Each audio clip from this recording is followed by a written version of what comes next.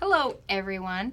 There's going to be lots of updates coming via this method, and I really hope that this helps us all be on the same page as far as hearing all the same communication, and therefore, as we move forward, we don't have to repeat as many huddles saying the same thing and clarifying.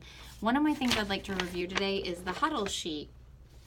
Remember, our policy is post-fall, which hopefully we don't have very many of. We do have to huddle with all of those involved. There's very specific areas that I feel sometimes are not being as complete, and the reason we need to do this is it really helps me paint the picture of what happened, to give feedback to the Falls Committee and to maybe make some improvements in the process.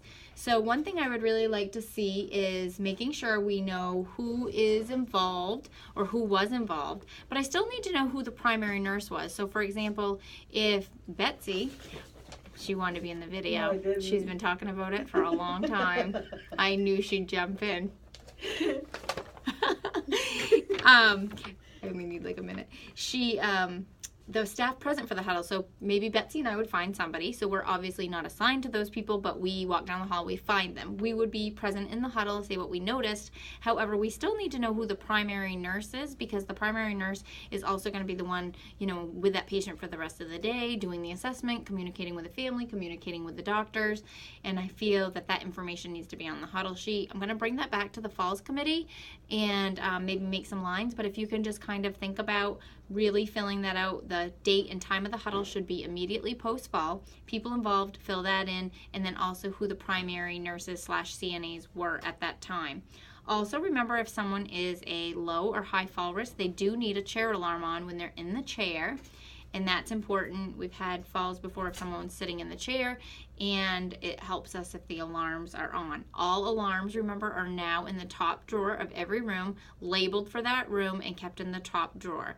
All gate belts are also assigned to every room, and there are now command hooks in every room for the gate belts to be easily accessed.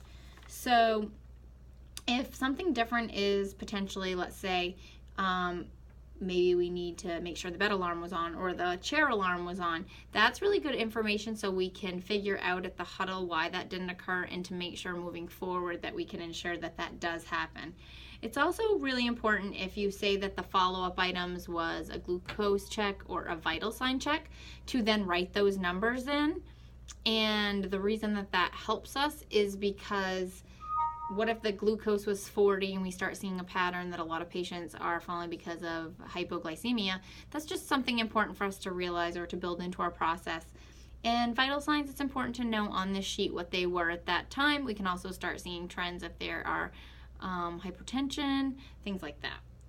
Vital signs after the fall, those really need to be entered in the section. So it's not only just great information, it also needs to be entered. And this needs to be signed by the supervisor. Was the family notified? So there's just a lot of information on these sheets, and highlighted on this one was the areas that were left out. So if we could just be better as a team at really making sure that those sheets paint the picture for me and the Falls Committee in general to review to make process improvement. I really appreciate it, and hopefully we don't have very many, so we don't have to fill many of them out. Continue charting in the halls, continue using the Falls policy and rounding on your patients, and I know you're giving the best care possible. Thanks so much.